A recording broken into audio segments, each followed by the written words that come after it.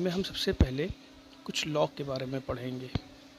जैसे ये लॉ आपको 9th में पढ़ाए जाते हैं, तो यहाँ पे भी आपके फर्स्ट चैप्टर में ये लॉ रिपीट हुए हैं। लॉ ऑफ कंजर्वेशन ऑफ मास, हिंदी में कहते हैं इसको द्रव्यमान संरक्षण का नियम। ये नियम 1756 में दिया गया था। तो ये लॉ है क्या? जैसे एक स्टेटमेंट आपके सामने लिखा हुआ है, the law of conservation of mass state that mass neither can be created nor can be destroyed in chemical reaction, thus the amount of matter cannot change। Means ये कह रहा है कि रासायनिक अभिक्रियाओं में पदार्थ का कुल द्रव्यमान अपरिवर्तित रहता है। मतलब इसका ये हुआ कि अगर कोई रासायनिक अभिक्रिया है तो उसमें जो पदार्थों का द्रव्यमान होगा उनमें कोई भी परिवर्तन नहीं होगा। एक एग्जाम्पल से समझते हैं। जैसे आपके सामने एक एग्जाम्पल दिया गया है, कैल्शियम कार्बोनेट। अगर हम कैल्शियम कार्बोनेट को हीट करेंगे तो ये हमारा टूटेगा कैल्शियम ऑक्साइड और CO2 में। तो यहाँ पर कैल्शियम कार्बोनेट है, ये जो टर्म कहलाता है ये कहलाता है अभिकारक रिएक्टेंट, और CaO + CO2 ये टर्म कहलाता है उत्पाद प्रोडक्ट। तो यहाँ पर हम देखते हैं कि mass of CaCO3 equal to mass of CaO and CO2, means दोनों के द्रव्यमान क्या रहेंगे? सेम रहेंगे। तो यहाँ पर हम इनके द्रव्यमान निकालते हैं। कैल्शियम का 40 होता है, कार्बन का 12, ऑक्सीजन का 16, और यहाँ पर इसी तरह CaO और CO2 के भी मास रखते हैं। तो देखते हैं कि दोनों के मास हमारे क्या आएंगे? बराबर आएंगे। Total mass of reactant is equal to total mass of product. यही है हमारा law of conservation of mass, means द्रव्यमान संरक्षण का नियम। अब दूसरा नियम पढ़ते हैं। दूसरा लॉ है हमारा law of constant proportion, Hindi में इसे कहते हैं स्थिर अनुपात का नियम। इसको दिया गया था 1797 में, और ये लॉ है, जैसे एक लाइन लिखी हुई है आपके सामने, the law of constant proportion state that chemical compound are made up elements that are present in a fixed ratio by mass। मीन्स एक यौगिक में निश्चित प्रकार के तत्व एक निश्चित भार अनुपात में संयुक्त रहते हैं। मीन्स ये कह रहा है कि जैसे आपका कोई एक कंपाउंड है, वो चाहे जहाँ से लिया जाए, लेकिन उसका कंपोजिशन जो होता है वो ऑलवेज सेम होता है। एग्जाम्पल से देखते हैं। जैसे आपके सामने सी वाटर, रेन वाटर और ग्राउंड वाटर, ये वाटर के 3 सोर्स लिखे हुए हैं। अब ये वाटर चाहे जहाँ से भी ऑब्टेन किया जाए, चाहे सी वाटर से लिया जाए, चाहे रेन वाटर से लिया जाए, ग्राउंड वाटर से लिया जाए, तो इनका जो कंपोजिशन आएगा, रेशियो मास आएगा, कंपोजिशन भी सेम रहेगा। रेशियो मास जो है 2:16। 2:16 कैसे हुआ? हाइड्रोजन का 1 होता है, 1 × 2 हुआ, और ऑक्सीजन का 16 होता है एटॉमिक वेट। तो यहाँ पर इनका जो सिंपल रेशियो निकल के आएगा, सबका सिंपल रेशियो फिक्स रहेगा 1:8, 1:8, 1:8। तो पॉइंट यही कह रहा है इस लॉ में कि कोई भी कंपाउंड है उसका सोर्स चाहे जो भी हो, लेकिन उनका सिंपल रेशियो फिक्स होता है। तो ये 1803 में। तो स्टार्ट करते हैं। जैसे लाइन आपके सामने लिखी हुई है, the law of multiple proportion state that when 2 elements combine to form more than 1 compound, the mass of 1 element which combined with a fixed mass of other element will always be ratio of whole number। Means Hindi में इसकी definition हो जाएगी, जब 2 तत्व संयोग करके 2 या 2 से अधिक यौगिक बनाते हैं तो एक तत्व के भिन्न भिन्न भार जो दूसरे तत्व के निश्चित भार से संयोग करते हैं परस्पर लघु पूर्णांकों के अनुपात में होते हैं। मीन्स यहाँ पर थोड़ा सा कॉम्प्लिकेटेड लॉ है, तो देखते हैं, इसको समझते हैं। जैसे एक एग्जाम्पल आपके सामने लिखा हुआ है, C + O2 gives CO2 और C + ½ O2 = CO। तो अकॉर्डिंग टू डेफिनेशन, जैसे डेफिनेशन क्या कह रहा है कि when 2 elements combine to form more than 1 compound. तो यहाँ हम देख रहे हैं कि 2 एलिमेंट कौन कौन से हैं, कार्बन और ऑक्सीजन, ये मिल करके डिफरेंट टाइप के कंपाउंड बना रहा है। एक बना रहा है CO2 और एक बना रहा है CO, कार्बन मोनोऑक्साइड। तो अगर हम यहाँ पर देखें, नेक्स्ट लाइन कह रहा है the mass of one element which combined fix mass of other element. तो यहाँ पर हम देख रहे हैं, इनके मास देखें तो कार्बन का 12 है और ऑक्सीजन का हमने कितना लिया है, ऑक्सीजन का 16 होता है, ऑक्सीजन के 2 एटम है, तो यहाँ पे कितना हो जाएगा 32। और कार्बन मोनोऑक्साइड में कार्बन का 12 है और ऑक्सीजन का कितना होगा 16, क्योंकि यहाँ पे ऑक्सीजन ओनली 1 एटम है। तो यहाँ पर हम इसका रेशियो देख रहे हैं, कार्बन मोनोऑक्साइड में कितना आ रहा है 12:32 और कार्बन मोनोऑक्साइड में इसका रेशियो कितना आ रहा है 12:16। तो यही पॉइंट कह रहा था कि the mass of one element which combined fix mass of other element. तो यहाँ पर हम देख रहे हैं कि जो डिफरेंट मास वाले एलिमेंट हैं वो फिक्स मास वाले एलिमेंट से क्या कर रहे हैं, कंबाइन कर रहे हैं। तो जैसे ये लाइन लिखी हुई है different mass of oxygen, oxygen के यहाँ पे डिफरेंट मास हैं, एक में मास है 32 और एक में मास है 16, which combined fix mass of carbon. Carbon का दोनों में मास हमारा फिक्स है, कितना है 12। तो इन दोनों का जो रेशियो आएगा वो सिंपल रेशियो बियर करेगा। यही हमारी लास्ट लाइन करी है, will always be ratio of whole number. तो यहाँ पर जब इनका रेशियो देखेंगे 32:16, तो यहाँ पर इनका सिंपल रेशियो कितना आ रहा है 2:1।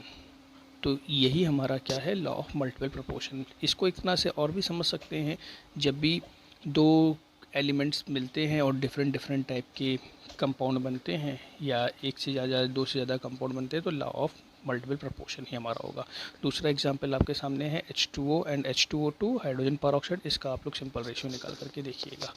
नेक्स्ट ऐसे एक न्यूमेरिकल आपके सामने है, nitrogen and oxygen on combine to form N2O nitrous oxide, NO nitric oxide, NO2 nitrogen dioxide, N2O3 nitrogen trioxide and N2O5 nitrogen pentaoxide, so that it follow law of multiple proportion। इस question में ये कह रहा है कि nitrogen और oxygen मिल करके ये इतने कंपाउंड बना रहे हैं, तो हमको ये शो करना है कि ये लॉ ऑफ मल्टीपल प्रोपोर्शन में आता है। तो सबसे पहली चीज़ कि जब दो एलिमेंट मिल करके एक से ज़्यादा कंपाउंड बनाते हैं तो लॉ ऑफ मल्टीपल प्रोपोर्शन में आता ही आता है। तो ये तो एक अगर ऑब्जेक्टिव क्वेश्चन होता तो हम ऐसे ही टिक कर देते हैं, लेकिन हम इसको सॉल्व करके कैसे देखेंगे, तो इसका सलूशन देखते हैं। जैसे यहाँ पर नाइट्रोजन और ऑक्सीजन मिल करके कौन कौन से कंपाउंड बना रहे हैं, नाइट्रोजन ऑक्सीजन मिलकर के डिफरेंट टाइप के कंपाउंड बना रहे हैं। तो यहाँ पर हमने नाइट्रोजन और ऑक्सीजन के जो एटॉमिक मास होते हैं वो लिख लिए हैं। जैसे नाइट्रोजन का N2O में नाइट्रोजन का 14 होता है, लेकिन N2O में नाइट्रोजन 2 है, तो यहाँ पर 14 2 जा 28, ऑक्सीजन 1 है 16। इसी तरह NO में नाइट्रोजन का 14, ऑक्सीजन का 16, N2O3 में नाइट्रोजन 28, ऑक्सीजन 48, NO2 में नाइट्रोजन 14, ऑक्सीजन 32 और N2O5 में नाइट्रोजन 28, ऑक्सीजन 80। ये 80 कैसे आया है, नाइट्रोजन का ऑक्सीजन का 16 होता है, तो 16 × 5 80। तो यहाँ पर हमने इनके एटॉमिक मास लिख लिए हैं। तो जैसे हमारा जो लॉ ऑफ मल्टीपल प्रोपोर्शन होता था वो क्या कहता था कि दो एलिमेंट होते थे जिनमें से किसी एक का मास क्या होता था, फिक्स होता था, और दूसरे का मास क्या होता था, डिफरेंट होता था। तो डिफरेंट मास वाले एलिमेंट क्या करते थे, किसी फिक्स मास से रिएक्ट करते थे। तो यहाँ पर देखा जाए, लेकिन यहाँ पर देखा जाए ऑक्सीजन और नाइट्रोजन में किसी का भी मास हमारा फिक्स नहीं है, तो हम इसमें क्या करते हैं, किसी एक का मास हम इसमें फिक्स कर देते हैं। तो जब हम इसमें किसी एक का मास हमको फिक्स करना है, हमने मान लिया नाइट्रोजन का मास हमने यहाँ पे फिक्स कर देते हैं। तो जब नाइट्रोजन का मास फिक्स करेंगे तो हमको यहाँ पर रेशियो और नई टेबल क्या मिल जाएगी। तो देखो, नाइट्रोजन का मास फिक्स करने का मतलब है कि जितने भी इसमें कंपाउंड बन रहे हैं उन सब में नाइट्रोजन का जो मास हो जाए वो एक ही रहे। तो यहाँ पर देखो नाइट्रोजन का इसमें तो मैंने 28 ही रखा है, यहाँ पर हमने क्या किया है 28 करा है।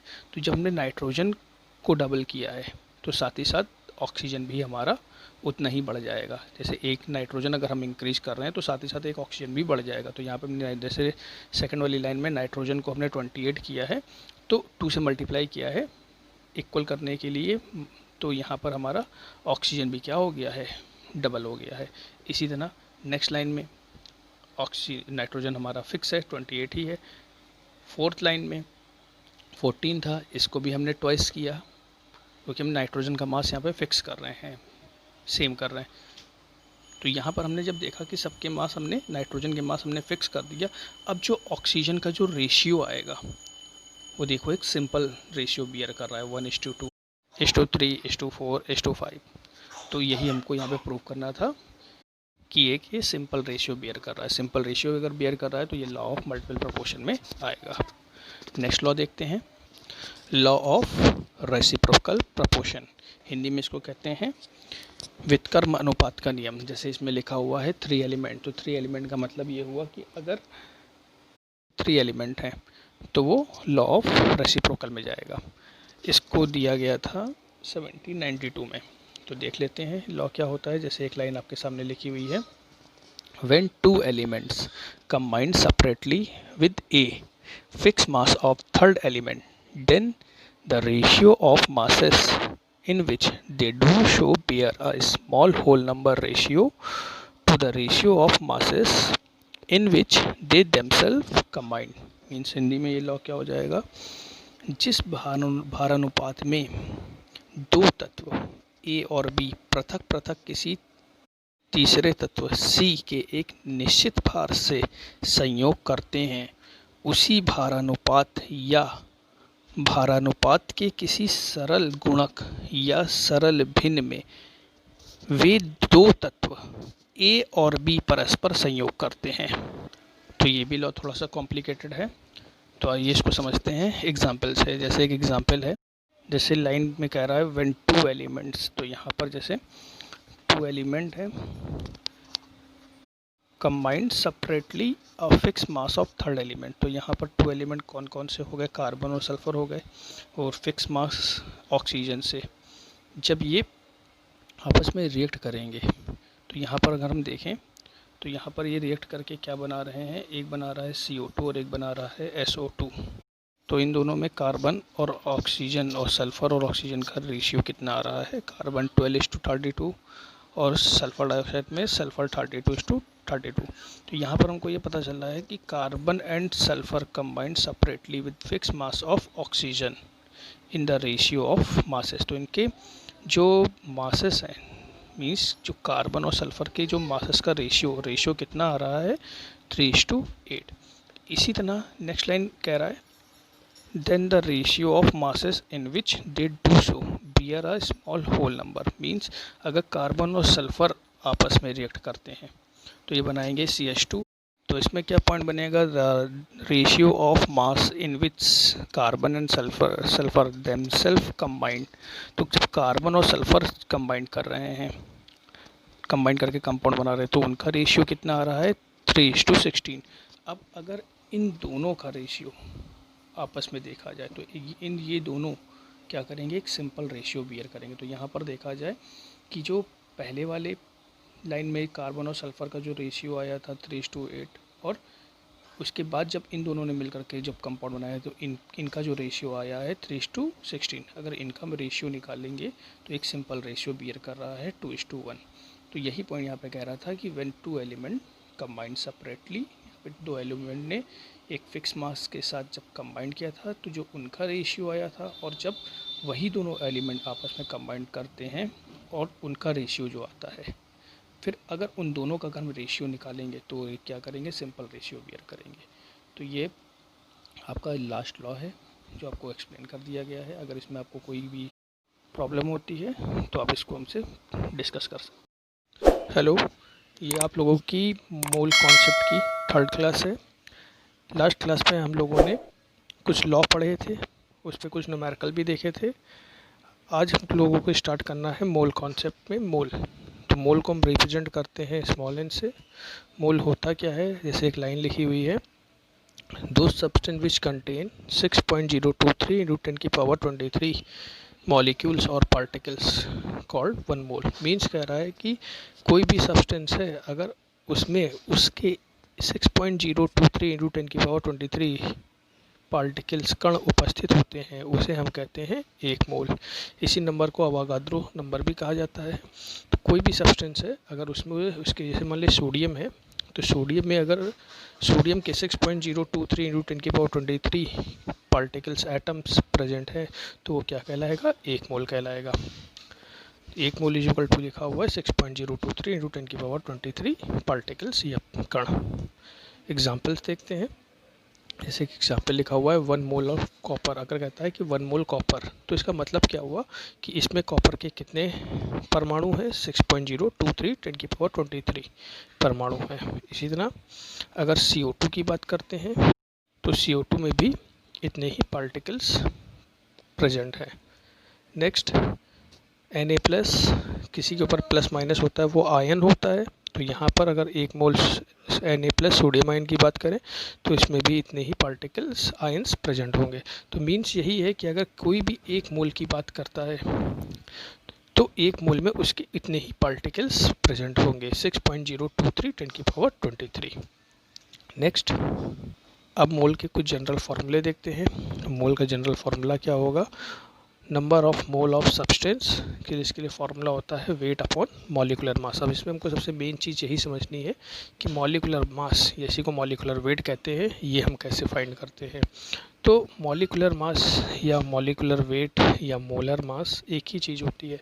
जैसे हम जानते हैं कि कोई भी एटम है, जैसे सोडियम है, तो सोडियम के बेस में 11 लिखा होता है और उसके हेड पर, टॉप पर 23। तो इसमें ये जो 11 हुआ, जो इसके बेस में लिखा हुआ है, नीचे लिखा हुआ है, ये कहलाता है एटॉमिक नंबर कहलाता है, परमाणु क्रमांक कहलाता है। और इसके जो टॉप पर हेड पे लिखा हुआ है उसे हम कहते हैं एटॉमिक मास, परमाणु भार कहते हैं। कुछ लोगों को ये भी दिक्कत होती है कि एटॉमिक वेट और मॉलिकुलर वेट में क्या डिफरेंस होता है, परमाणु भार और अणु भार में क्या डिफरेंस होता है। तो सिंपल चीज़ है, एटॉमिक वेट का मतलब ये हुआ कि किसी एटम का पर्टिकुलर जो वेट होगा उसे हम कहेंगे एटॉमिक वेट, और कई एटम्स को मिला करके जो वेट निकाला जाएगा उसको हम कहेंगे मॉलिकुलर वेट। ठीक है, जैसे तुम हो तो तुम्हारे अकेले का जो वेट होगा वो कहलाएगा एटॉमिक वेट। तुम्हारे जैसे कई लोगों को वेट एक साथ कर लिया जाए तो उसको हम क्या कहेंगे, मॉलिकुलर वेट कहेंगे। तो ये हम कैसे निकालते हैं, जैसे N2 एक मॉलिक्यूल है, तो नाइट्रोजन का होता है 14 × 2, क्योंकि यहाँ पे नाइट्रोजन के 2 हैं तो इसका मॉलिकुलर वेट कितना हो जाएगा, 28। इसी तरह CO2 कार्बन का 12 होता है। जब दो या दो से ज़्यादा डिफरेंट टाइप के एटम होते हैं तो पहले एक एटम का एटॉमिक वेट रखेंगे, जब नेक्स्ट एटम पे जाएंगे तो बीच में साइन आएगा प्लस का। ऑक्सीजन का होता है 16 के 2 एटम है, इंटू 2 इज इक्वल टू 44। इसी तरह CaCO3 कैल्शियम कार्बोनेट, कैल्शियम का 40 होता है, नेक्स्ट एटम पे जा रहे हैं, कार्बन पर साइन आएगा प्लस का, फिर नेक्स्ट एटम प्लस ऑक्सीजन का 16 होता है, ऑक्सीजन के यहाँ पे 3 एटम है तो मल्टीप्लाई बाई 300। इसी तरह Na2CO3 का निकाला गया है। इसी तरह आपके सामने निकाला गया है ये ऑक्जेलिक एसिड का।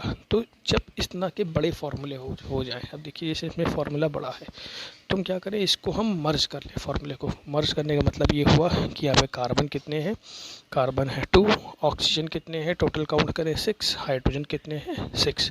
तो कार्बन का होता है 2, कार्बन का होता है 12 × 2 प्लस ऑक्सीजन का 16 × 6 प्लस हाइड्रोजन का 1 × 6, तो कितना निकल के आएगा 126। तो ये कुछ तरीके हैं मॉलिकुलर मास निकालने के। आप अपनी बुक में देखिएगा, कुछ कंपाउंड आपको मिलेंगे, इससे आप लोग इनके मॉलिकुलर मास निकालिएगा। एक क्वेश्चन देख लेते हैं। जैसे क्वेश्चन लिखा हुआ find total number of mole present in 17 gram ammonia. कह रहा है 17 ग्राम अमोनिया में उपस्थित मोलों की संख्या की गणना करो। यहाँ पे देखते हैं क्या दिया है। यहाँ पे दिया गया है वेट ऑफ अमोनिया दिया गया है 17 ग्राम। मोल का फॉर्मूला हम जानते हैं, weight upon molecular weight. Weight हो गया 17, मॉलिकुलर वेट भी इसका जो निकल के आएगा 17, नाइट्रोजन का 14 होता है प्लस 1 × 3, 14 + 3 17। तो यहाँ पे इसके मोल कितने आ रहे हैं, 1 मोल आ रहे हैं। नेक्स्ट टॉपिक है GMV। ये इंपॉर्टेंट टॉपिक है, इसको कहते हैं ग्राम मॉलिकुलर वॉल्यूम, ग्राम अणुक आयतन कहते हैं। ये होता क्या है GMV। तो यहाँ पे एक लाइन लिखी हुई है, the volume of 1 mole of any gas at NTP normal temperature pressure is 22.4 litre. Means यहाँ पे कह रहा है कि अगर हम कोई भी गैस ले लेते हैं, एनी गैस, कोई भी गैस ले लेते हैं, कंडीशन है 1 मोल होनी चाहिए। तो अगर हम उसका NTP या STP, NTP STP दोनों चीज़ सेम होती है, normal temperature pressure, standard temperature pressure, Hindi में कहते हैं मानक ताप और साधारण ताप। होता क्या, ये भी आगे बताते हैं। मीन्स पॉइंट ये है कि अगर कोई भी गैस ले रहे हैं उसका हम एनटीपी या एसटीपी पर वॉल्यूम मेजर करेंगे तो वॉल्यूम हमेशा फिक्स रहेगा, कितना, 22.4 लीटर। कोई भी गैस ले, मान लिया हमने CO2 ले लिया है, अगर हम CO2 को एनटीपी और एसटीपी पे मेज़र करेंगे, उसका वॉल्यूम मेज़र करेंगे तो वॉल्यूम हमेशा फिक्स आएगा, कितना, 22.4 लीटर। इसी को ml में अगर हम चेंज कर लेंगे तो 22,400 ml निकल के आएगा। यही वॉल्यूम जो हमारा कहलाता है GMV कहलाता है, ग्रामाणुक आयतन कहलाता है। अब यहाँ पर बात करें एनटीपी और एसटीपी होता क्या है, तो एनटीपी और एसटीपी दोनों चीज़ें एक होती हैं, normal temperature pressure, standard temperature pressure, means मानक ताप दाब, साधारण ताप दाब। इसका मतलब ये हुआ कि अगर हम एनटीपी एसटीपी मेज़र कर रहे हैं, मान रहे हैं कि कहीं पर हमने एनटीपी एसटीपी लिखा हुआ है, तो इसका मतलब वहाँ का टेम्परेचर हमको मेज़र करना है 0 डिग्री सेंटीग्रेड, तो प्रेशर हमको मेज़र करना है 1 एटमॉस्फेयर, ATM, 1 वायुमंडल। 0 डिग्री सेंटीग्रेड का मीन्स हुआ 273 केल्विन और 1 atmosphere is equal to 760 mm। तो यहाँ पे नेक्स्ट लाइन जैसे बताई गई है कि एनटीपी और एसटीपी दोनों सेम है, बोथ सेम। एसटीपी का फुल फॉर्म लिखा गया है स्टैंडर्ड टेम्परेचर प्रेशर। तो यहाँ से मोल का हमको एक नया फार्मूला मिलेगा, N is equal to mole is equal to volume of gas at NTP और एसटीपी अपॉन GMV। जैसे आप लोगों को पीछे बताया गया था कि GMV की वैल्यू कितनी रखेंगे हम, 22.4 लीटर और 22,400 ml, ये इसकी वैल्यू होंगी। तो ये क्वेश्चन पे डिपेंड करेंगी। अगर क्वेश्चन वॉल्यूम लीटर में कह रहा है तो हम 22.4 रखेंगे, 22.4, और अगर मानिए ml में कह रहा है तो 22,400 ml।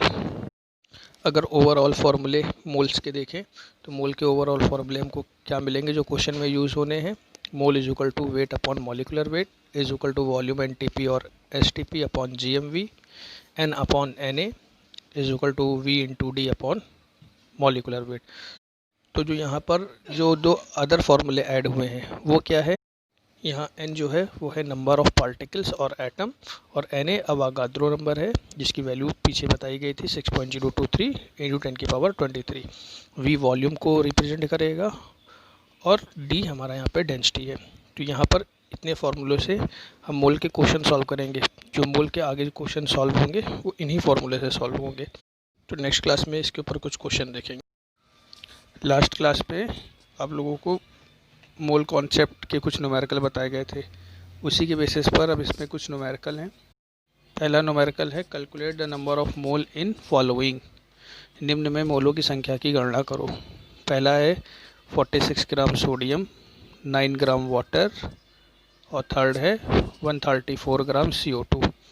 तो जैसे मोल का जनरल फार्मूला बताया था, मोल का जनरल फार्मूला होता है वेट अपॉन मॉलिकुलर वेट। तो हमको यहाँ मोल पहले किसके निकालने, सोडियम के।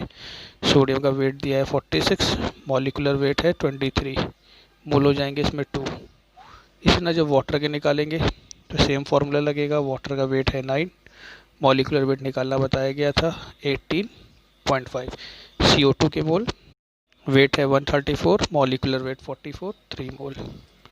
Next question, calculate the number of mass in following, निम्न के भारों की गणना करो। पहला है 2 मोल NaCl, 1.4 mole H2O and 3 mole O2। तो यहाँ पर हमारा मोल का फार्मूला हमको जैसे पीछे बताया है, N is equal to weight upon molecular weight. तो यहाँ पर हमको वेट निकालना है, तो वेट इज इक्वल टू हो जाएगा मोल इनटू मॉलिकुलर मास। तो यहाँ पर सबके मोल गिवन है, जैसे NaCl का मोल गिवन है 2, मॉलिकुलर मास 58.5। इस नव वाटर के मोल गिवन है 1.4, वाटर का मास 18। ये मास जो है ये इसका मॉलिकुलर वेट है या मॉलिकुलर मास है। ऑक्सीजन के मोल गए हैं 3, मास है इसका 32। तो ये फार्मूले से हम इन सब के वेट निकाल सकते हैं, वेट ही हमको इसमें फाइंड करना था। ये जितने भी न्यूमेरिकल हैं जो आप लोगों को पीछे फार्मूले बताए गए थे मोल के, mole is equal to weight upon molecular weight is equal to N upon Na is equal to volume NTP upon GMV is equal to V into D upon molecular weight. इसी पर ये सारे question solve होंगे। जैसे next question है calculate number of mole in, मतलब अब आपको इसमें मोल फाइंड करना है। दिया क्या है 3.01 इंटू 10 की पावर 23 CO2 मॉलिक्यूल्स। सेकेंड है 6 इंटू 10 की power 21 water molecules. Means CO2 के इतने अणुओं में कितने मोल होंगे और जल के इतने अणुओं में कितने मोल होंगे। तो अणुओं के लिए, मॉलिक्यूल्स के लिए फार्मूला क्या लगता था, पीछे बताया था, मोल इज इक्वल टू N/N। यहाँ पे N जो होता था, इसी को मॉलिक्यूल्स कहते हैं, इसी को एटम्स कहते हैं, इसी को पार्टिकल्स कहते हैं। तो यहाँ पर देखा जाए तो यहाँ पर इसके मॉलिक्यूल्स दिए गए हैं CO2 के कितने 3.01 × 10⁻23। अवागाद्रो नंबर की वैल्यू पीछे बताई गई थी 6.023 10⁻23। इसी तरह वाटर के भी मोल निकल करके आएंगे। तो यहाँ पे जो पीछे फॉर्मूले बताए गए हैं उन्हीं से ये सारे न्यूमेरिकल सॉल्व होंगे। नेक्स्ट क्वेश्चन देखते हैं। जैसे नेक्स्ट क्वेश्चन कह रहा है at NTP 1.12 litre of gas weight 20 gram calculate its molar mass. Means कह रहा है कि 20 ग्राम कोई गैस है, उसका NTP पर आयतन लिया गया है 1.12 लीटर। तो कह रहा है इसके अणुभार की गणना करो। तो क्वेश्चन में क्या दिया गया है, वेट दिया गया है 20 ग्राम, वॉल्यूम दिया है किस पर, NTP पर 1.12 लीटर। तो हमने पीछे फार्मूले आपको जो बताए हैं उनमें से देखें क्या क्या चीज़ गिवन है। जो हमारे फार्मूले थे N is equal to weight upon molecular weight is equal to N/Na is equal to volume NTP upon GMV is equal to V/D upon molecular weight. तो हम इसमें देख रहे हैं हमको वेट गिवन है और वॉल्यूम NTP पे गिवन है। तो हमारे इसमें कौन से फार्मूले हम इसमें यूज़ करेंगे, weight upon molecular weight is equal to volume NTP और STP अपॉन GMV। तो वेट यहाँ पे गिवन है 20, मॉलिकुलर वेट हमको फाइंड करना, वॉल्यूम NTP पर दिया गया है 1.12 लीटर और GMV की वैल्यू हमने आप लोगों को पीछे बताई थी कि GMV की वैल्यू हम क्या पुट करेंगे, क्योंकि वॉल्यूम लीटर में कह रहा है और NTP STP की बात कर रहा है। तो GMV की वैल्यू यहाँ पर हो जाएगी 22.4 लीटर। तो यहाँ से मॉलिकुलर वेट हमारा कितना निकल के आएगा, 40 मॉलिकुलर वेट हमारा यहाँ पे निकल करके आएगा। नेक्स्ट क्वेश्चन इंपॉर्टेंट है, calculate mole number of molecules and number of atom of carbon and oxygen in 88 gram CO2। Means कह रहा है कि 88 ग्राम CO2 में मोल अणुओं की संख्या और कार्बन और ऑक्सीजन के परमाणुओं की संख्या निकालनी है। तो देखें कैसे होगा। यहाँ पे हमको वेट गिवन है 88 ग्राम CO2 का। तो जब CO2 का वेट गिवन है तो हम CO2 के पहले मोल ईजिली फाइंड कर सकते हैं। मोल का फॉर्मूला होता है wait upon molecular weight. Wait given है 88, मॉलिकुलर वेट 44, 2 मोल। इसी तरह जब हम इसके मॉलिक्यूल्स फाइंड करेंगे, अणुओं की संख्या, तो इसके लिए मोल का फॉर्मूला बनेगा N is equal to N/Na। Mole हमने फाइंड कर लिया है। अब हमको यहाँ पर निकालना है, इसमें N निकालना है। तो और अवागाद्रो नंबर की वैल्यू कितनी होती है, अवागाद्रो नंबर की वैल्यू होती है 6.023 10⁻23। यहाँ से हम क्या निकाल लेंगे, इसके अणुओं की संख्या N निकाल लेंगे। अब जो इसमें तीसरा पॉइंट कह रहा है कि number of atom of carbon and oxygen. तो यहाँ पर हम एक लाइन देखते हैं कि अगर 1 मोल CO2 ले रहे हैं तो उसमें कितने कार्बन एटम है, 1 मोल कार्बन एटम है। तो हमारे यहाँ पे CO2 कितने आ रहे हैं, CO2 आ रहा है 2 मोल। तो 2 मोल में कार्बन एटम कितने हो जाएंगे, 2 मोल कार्बन एटम हो जाएंगे। अब हमको कार्बन के मोल पता चल गए हैं। तो जब मोल पता चल गए हैं तो हम फॉर्मूला सेकंड वाला रिपीट कर दें, N is equal to N/Na। तो यहाँ पे N जो होता था वही बताया था, number of atom, number of particle, number of molecules, यही होता है। तो यहाँ से N इज इक्वल टू हो जाएगा मोल इंटू अवागाद्रो नंबर। तो यही फॉर्मूला रखा है। मोल हमारे कितने आए हैं कार्बन के 2 और अवागाद्रो नंबर की वैल्यू रख दी है। इसी तरह अगर 1 मोल CO2 में 2 मोल ऑक्सीजन एटम है तो 2 मोल को कार्बन डाइऑक्साइड हमारा कितना निकल के आया है, क्वेश्चन के अकॉर्डिंग 2 मोल निकल के आया है। इसमें कितने मोल ऑक्सीजन हो जाएंगे, 4 मोल ऑक्सीजन हो जाएंगे। तो यहाँ पर हम इसी तरह इसके भी पार्टिकल्स या एटम निकाल सकते हैं। तो इसके लिए फार्मूला बनेगा number of atom is equal to number of mole into Avogadro number. ये सेकंड फार्मूले को ही रिपीट किया गया है, N is equal to N/Na को। तो यहाँ से नंबर ऑफ एटम हमारे यहाँ पे फाइंड हो जाएंगे। तो ये आपके कुछ न्यूमेरिकल हैं। नेक्स्ट क्लास इसी पे बेस कुछ न्यूमेरिकल दिए जाएंगे जिसको आप लोग खुद सॉल्व करिएगा। अगर प्रॉब्लम होती है तो आप हमसे बाद में पूछ लीजिएगा। Thank you. आज की क्लास में some basic concept of chemistry class 11th का आज हम लोग 5th पार्ट पढ़ेंगे। लास्ट आप लोगों को 4 पार्ट इसके बता दिए गए थे, जिसमें आपको कुछ लॉ बताए गए थे और उसके बाद मोल कॉन्सेप्ट बताया गया था। आज ये इसका 5th पार्ट है, इस चैप्टर का 5th पार्ट है। आज हमको इसमें पढ़ना है कि किसी कंपाउंड में किसी एलिमेंट या किसी एटम की अगर हमको परसेंटेज निकालनी है तो हम वो कैसे निकालेंगे। तो इसका एक छोटा सा फॉर्मूला होता है। मानिए किसी भी एटम की या एलिमेंट की हमको परसेंटेज निकालनी है तो उसका मास हमेशा ऊपर रखेंगे और नीचे पूरे कंपाउंड का मास रखा जाएगा। जैसे मानिए कोई पेपर हमने दिया है, उसमें वो टोटल पेपर 500 मार्क्स का था और उसमें हमको मार्क्स मिले हैं 400। तो इसमें हमको परसेंटेज निकालनी है तो कैसे रखेंगे, 400 ऊपर 500 नीचे, मीन्स 500 में 400 हमको मिले इंटू 100, इतना परसेंटेज निकलती है। तो यही रूल यहाँ पे भी लगेगा। किसी भी एटम की परसेंटेज निकालनी होती है तो वो हम इसी तरह निकालते हैं। मानिए कि हमको CO2 में कार्बन की परसेंटेज निकालनी है तो कार्बन का मास ऊपर रखेंगे और नीचे टोटल मास रखेंगे इंटू 100। ये फार्मूला होता है परसेंटेज निकालने का। तो इस पर कुछ न्यूमेरिकल देखते हैं, न्यूमेरिकल के थ्रू इसको समझते हैं। जैसे यहाँ पे लिखा है calculate the percentage of carbon in CH4। Methane में कार्बन की परसेंटेज निकालनी है तो कैसे निकलेगी। तो हम पहले यहाँ पर क्या करते हैं, जो मीथेन है उसका मॉलिक्यूलर मास निकाल लेते हैं। मॉलिक्यूलर मास आपको निकालना बताया गया था। कार्बन का 12 है, नेक्स्ट एलिमेंट प्लस का साइन, हाइड्रोजन का 1 होता है, 1 इंटू 4 इज इक्वल टू 16। तो यहाँ पे मीथेन का मॉलिक्यूलर मास आ रहा है 16। यहाँ पर जब हम कार्बन की परसेंटेज निकालेंगे तो कार्बन की परसेंटेज निकालने के लिए जिसकी भी परसेंटेज निकालेंगे उसका मास ऊपर, कार्बन का मास होता है 12 ऊपर, नीचे टोटल कितना आया है 16 इंटू 100। तो इस तरह से हम किसी भी कंपाउंड में किसी एटम की परसेंटेज फाइंड कर सकते हैं। फॉर एग्जांपल जैसे दूसरा एग्जांपल है calculate percentage of nitrogen in urea NH2CO NH2। तो हम इसमें भी क्या करते हैं, सबसे पहले यूरिया का मॉलिक्यूलर मास निकाल लेते हैं। तो यूरिया का मॉलिक्यूलर मास हमारा कितना निकल के आएगा, यूरिया का मॉलिक्यूलर मास निकल के आ रहा है 60। तो जब इसमें नाइट्रोजन की परसेंटेज निकालेंगे तो नाइट्रोजन का एटॉमिक मास होता है 14।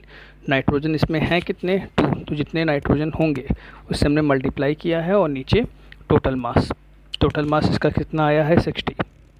तो यहाँ से हमको नाइट्रोजन की परसेंटेज मिली है।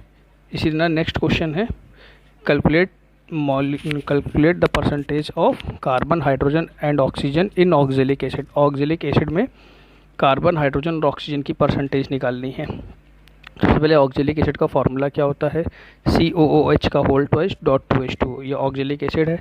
जब इस तरह के बड़े फॉर्मूले होंगे तो इसको हम मर्ज कर लेंगे। मर्ज करने का मतलब इसमें कार्बन कितने हैं 2, हाइड्रोजन कितने हैं 6, ऑक्सीजन 6। तो ये हमने इसको टोटली मर्ज कर लिया। अब हम इसका मॉलिक्यूलर मास इजीली निकाल सकते हैं। तो कार्बन का होता है 12 इंटू 2, नेक्स्ट आइटम प्लस का साइन 1 इंटू 6, हाइड्रोजन का 1 होता है, नेक्स्ट एटम प्लस का साइन ऑक्सीजन का होता है 16 इंटू 6। तो यहाँ पे इसका मॉलिक्यूलर मास ऑक्जेलिक एसिड का निकल के आया है 126। तो यहाँ पे हमको कार्बन, हाइड्रोजन, ऑक्सीजन तीनों की परसेंटेज चाहिए। तो यहाँ पे पहले हम कार्बन की परसेंटेज निकालते हैं। कार्बन का मास होता है 12, कार्बन है कितने 2 हैं, तो मल्टीप्लाई बाई 2 डिवाइडेड बाई 126। जिसकी भी परसेंटेज निकालेंगे उसका मास ऊपर, नीचे टोटल। इसी तरह जब हाइड्रोजन की परसेंटेज निकालेंगे तो हाइड्रोजन का एटॉमिक मास होता है 1 और हाइड्रोजन है कितने 6, तो मल्टीप्लाई बाई 6 अपॉन 126। अब जैसे हमने यहाँ पे कार्बन और हाइड्रोजन इनकी परसेंटेज निकाल ली है, लास्ट हमारा बचा है ऑक्सीजन। तो ऑक्सीजन की परसेंटेज निकालने के लिए हम क्या करें, हमको बाकी तो परसेंटेज फाइंड हो गई है, तो दोनों को ऐड करके अगर 100 से लेस कर देंगे तो हमारी ऑक्सीजन की परसेंटेज आ जाएगी। तो इस तरह हम यहाँ पर ऑक्सीजन की परसेंटेज फाइंड करेंगे। तो किसी एटम की परसेंटेज किसी कंपाउंड में किस तरह निकलेगी, तो उसका रूल ये होता है। कुछ क्वेश्चन आप लोगों को दिए जा रहे हैं इसके ऊपर, इसको आप लोग सॉल्व करिएगा। सेम इसी टाइप के क्वेश्चन है। अगर इसमें कोई प्रॉब्लम होती है तो आप लोग हमसे इसका सलूशन पूछ सकते हैं। Thank you.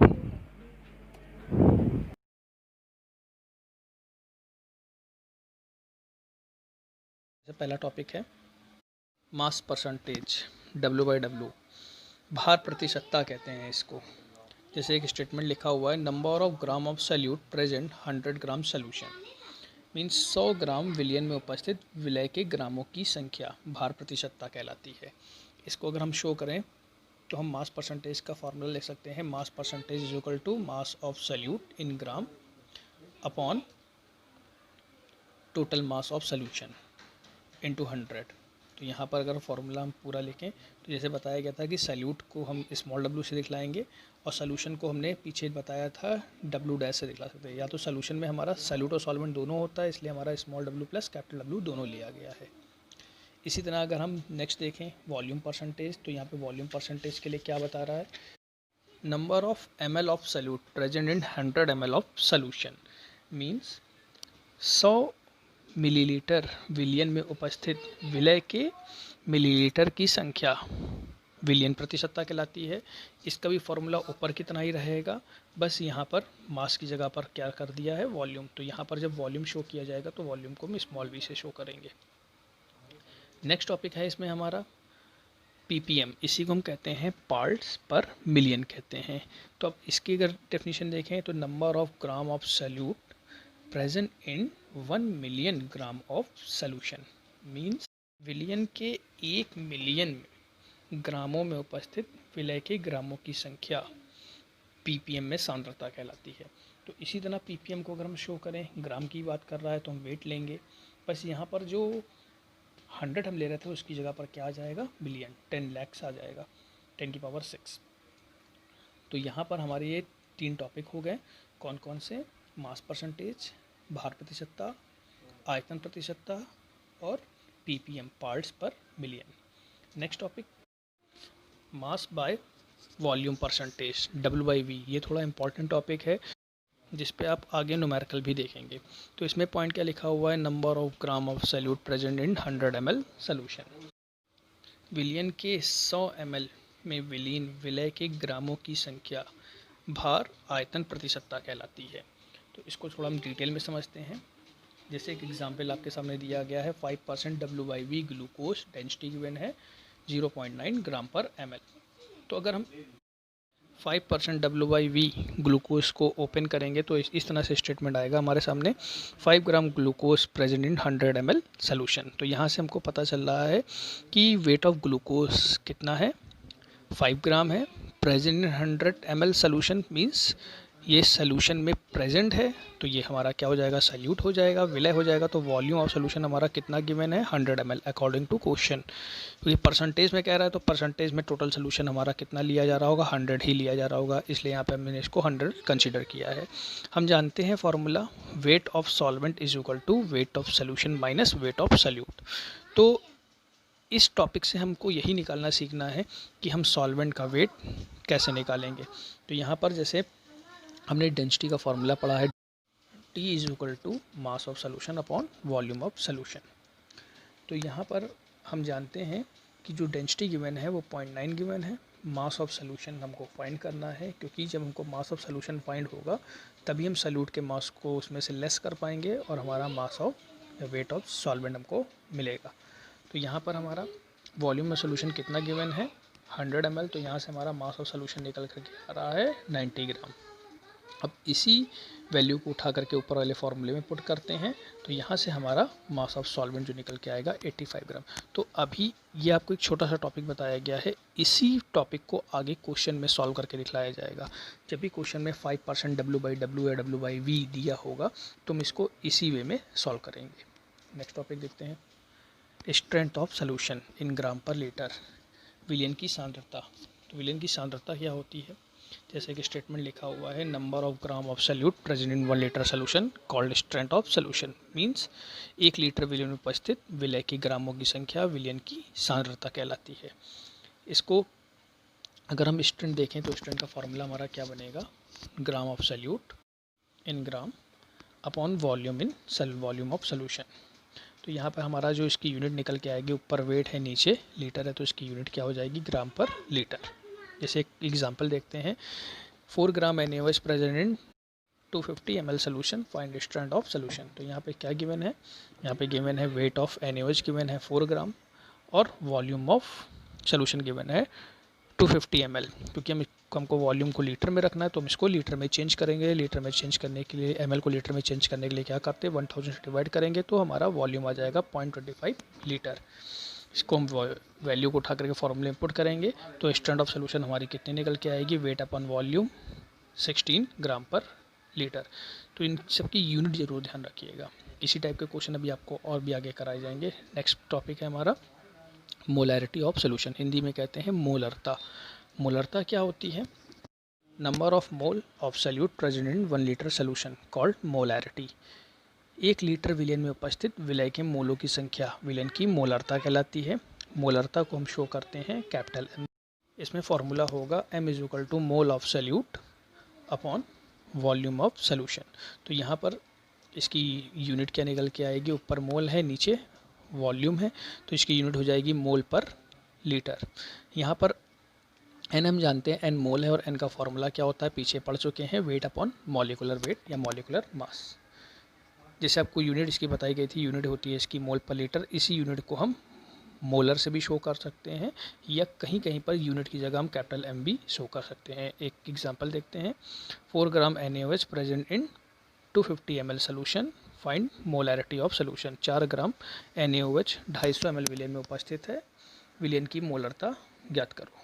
तो यहाँ पर पीछे कितना क्या दिया हुआ है, इसमें भी वेट दिया हुआ है और वॉल्यूम दिया हुआ है।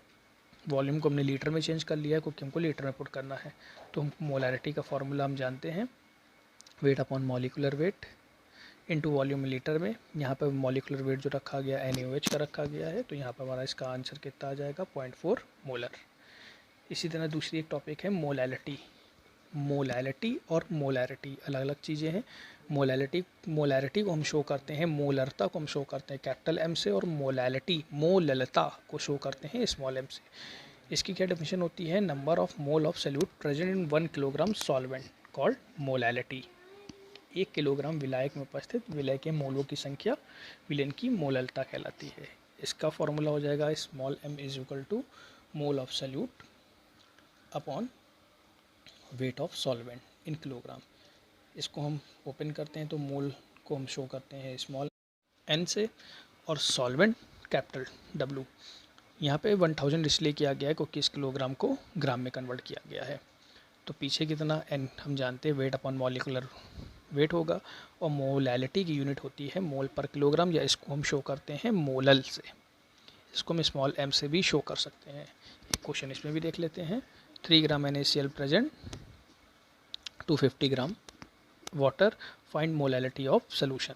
3 ग्राम NaCl 250 ग्राम जल में उपस्थित है, विलयन की मोललता की गणना करो। तो यहाँ पर NaCl का वेट कितना है? 3 ग्राम, और वाटर का वेट दिया गया है 250 ग्राम। इसको किसी को कन्वर्ट नहीं करना है, सीधे फार्मूला लगाएंगे, फार्मूला पुट करेंगे। यहाँ पे 58.5 जो है वो NaCl का मॉलिकुलर वेट है। तो इसको सॉल्व करेंगे तो आंसर आएगा 0.0002 मोलर। तो यहाँ पर ये आपके सामने कुछ न्यूमेरिकल बताए गए हैं। अभी इसके आगे इसकी नेक्स्ट क्लास नॉर्मल